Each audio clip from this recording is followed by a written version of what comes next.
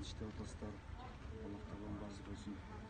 Биз дагы ушул Кадамжай коомунун атынан силерге Кадамжай шаардык Москвадагы фондго ыраазычылык билдиребиз. Ушундай сиздердин жардамыңыздар менен ушу Кадамжай элинде ушул жергиликтүү больницабыз болобу, башка жерлер болобу, колдооңуздардын негизинде ушул өнүгүп өсүп атабыз. Буюрса биргеликте алдыга ынтыла беребиз. Чоң рахмат. Москвада Кадамжай шаарынын фондунун мүчөсү болом.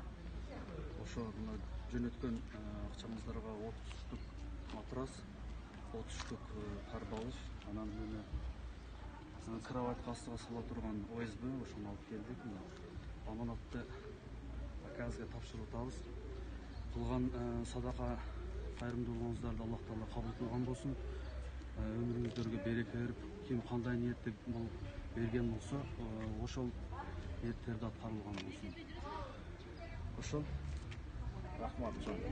Урматтуу уюштуруучулар, демөөрчүлөр, кимде ким ошо жөн карап турбай бизге жардам бергендердин баарыңарга мен ыраазычылык билдирем. Өзүнүн больницанын жалпы эмгек жамаатыбыздын атынан терең ыраазычылык, рахмат. Сиздердин жөнөткөн аманатыңыздарды алдык. Биз буларды ошо бейтаптарыбыз колдонобуз. Убакыттан пайдаланып силерге ден соолук каалайм. Эч ким оорубасын, ооруган бейтаптар эртерээк жакшы болуп түзөлүп кетсин. Кудай кааласа биз врачтар өзүбүз оорудук дебей, чарчадык дебей, максимум ушу күнү түнү иштеп, бул көйгөйдөн элдин жардамы менен, врачтардын жалпы эмгек жамаатынын жардамы менен Кудай кааласа бул милдетти жеңебиз деген оюбуз бар. Кудай кааласа рахмат.